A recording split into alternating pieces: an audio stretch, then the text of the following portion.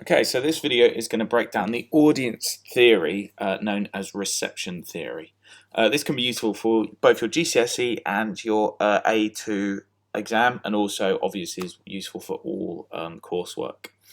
Right, so reception theory, primarily established by Stuart Hall in 1973. He wrote this essay called Encoding and Decoding the Television Discourse. Oh, forgot my quotation mark there, apologies. Essentially, Stuart Hall was a media theorist, and he wanted to write about the way in which media products were created and consumed by created by media creators and consumed by audiences, and the different ways in which this happened. Before reception theory, many believed that audiences were simply passive. They simply absorbed the information given to them through a theory known as hypodermic needle theory, which was where information would be essentially injected into people's brains and they'll take it as it was. That theory was basically considered out of date after Stuart Hall came up with, or primarily pushed, reception theory. Essentially, he theorized that all media texts or messages that were encoded by content producers to then be decoded by the consumer. So if they were to draw this as a kind of a diagram, it'd look a bit like this. You've got your media creator, so in the case of any media text you've created, this would be you. If it be your music video, your magazine, whatever it is.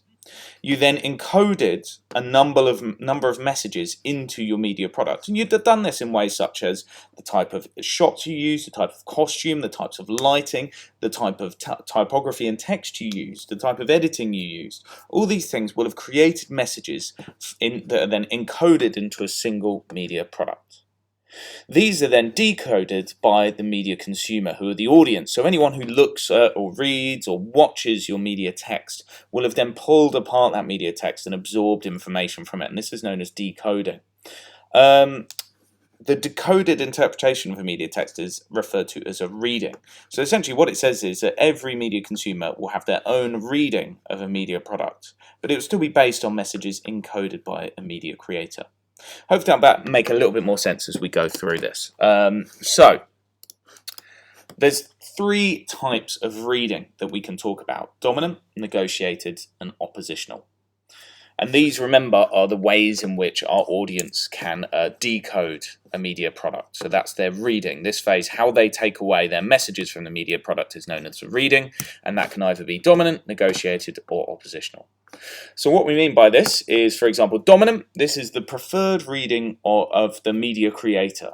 This is the message they wanted you to decode from the media text, as in the audience has absorbed all the information exactly as intended by the media creator. So an example might be, for example, Avengers Endgame. Most successful film financially of all time.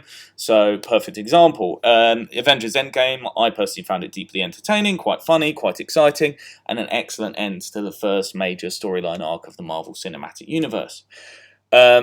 That's probably the dominant reading. That's probably what the Russo brothers wanted to get across. They wanted me to be entertained. They wanted me to feel very tense in the final scenes. They wanted me to feel excited during the fight scenes. They wanted me to laugh during all of the kind of comedy sketches, especially things like Fat Thor and all those sorts of things. All of those were exactly as the Russo brothers and the scriptwriters intended when they created this film. So brilliant. I enjoyed that film. It was enjoyable, easy to understand.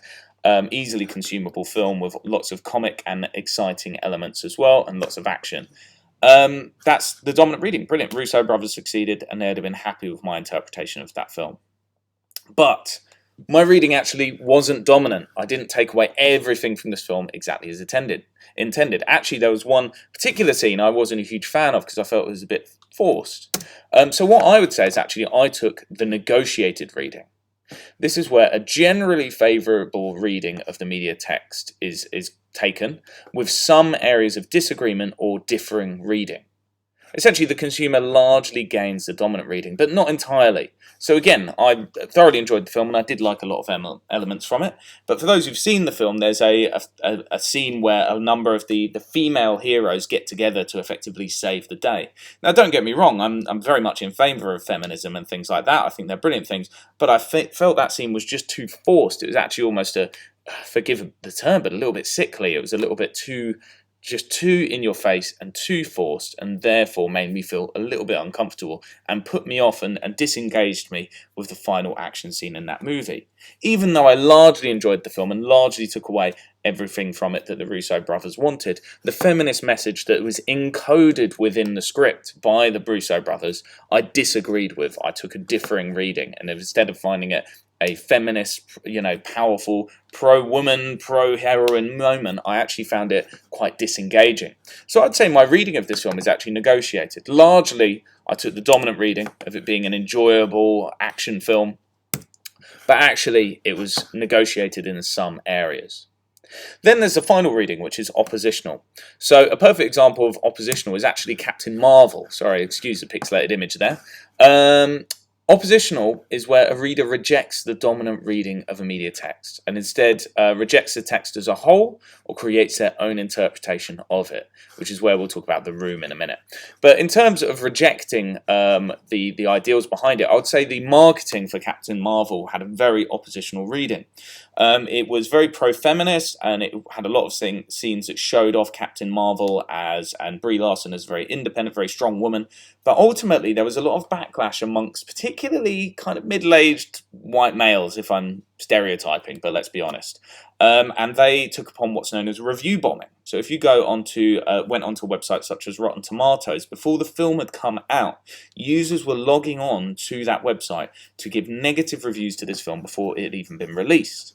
That's because these guys were oppositional to the feminist reading of this film. They took an oppositional reading to it and then rejected that concept and instead moved against it.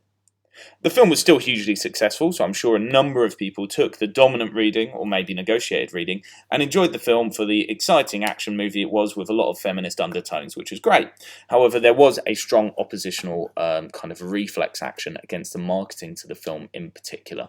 There's still going on now. If you Google Brie Larson Captain Marvel, you will find some websites that are just against her, or against her role, or against the hero as a whole. And that's because they have an oppositional reading to the strong feminine icon that is Captain Marvel. You can also take an oppositional reading that's beneficial. That's much rarer, but for a perfect example is this film called The Room. It's famous for being one of the worst films ever made. It was a very low budget, and apparently the maker of the film said it was a drama film. But the acting was so terrible and the script was so awful that it became, as I say, known as the worst film of all time. The oppositional reading is that people then started to approach it as a comedy, to the point where in cinemas in America now they have special screenings of this film where people go and shout and cheer and jeer and throw stuff at the screen, and actually the film got into profit due to people going to watch the film for a laugh at how bad it is. So that is where they've taken their own interpretation of the text. Instead of them viewing it as a drama, as the media creator originally intended, and the messages he encoded into it, believing to be a drama, it was done so badly that the messages decoded by the audience actually came off as comedy. So actually this film is financially profitable because it was so bad that people were oppositional in a way that they found it funny. So oppositional doesn't necessarily mean bad. It doesn't mean they reject the idea as a whole, but it certainly means that they'll read it in a way that wasn't intended. This can be, as I say, people rejecting the film and its ideals, or it can be people taking away something not intended from it. And in some cases, this can be profitable. So, last thing, audience positioning. This is another key term. Audience positioning is the process of considering the intended dominant reading of a media text and ensuring elements to push the audience towards this reading are present. So going back to our Avengers Endgame film, essentially the dominant reading they wanted from this, as I say, is exciting. They wanted it to have comedy elements, they wanted to have excellent action scenes, and they wanted it to tie up all of the loose ends. So they ensured the script included things for those moments. There are a number of action scenes.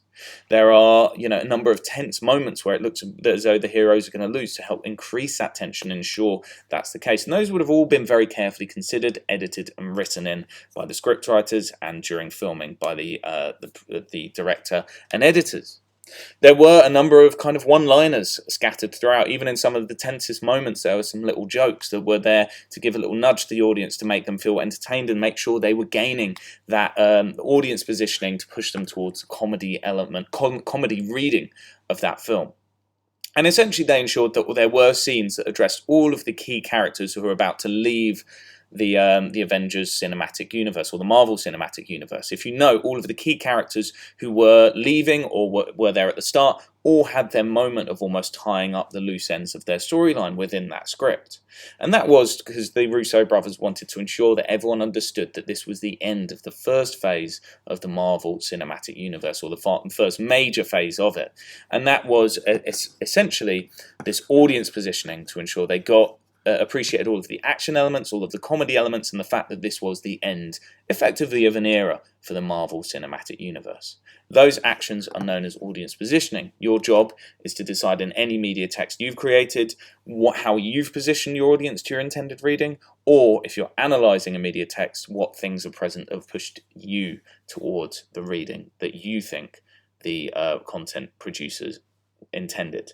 So that's effectively your job when applying reception theory. Your job is to decide what was the dominant reading encoded into the media product by the media creator, and then what audience positioning was put in place to try and ensure a dominant reading, and whether you think a dominant reading is likely or not. Or do you think that a negotiated reading is more likely? Or do you think, in case of the media text you're analysing, is oppositional more likely?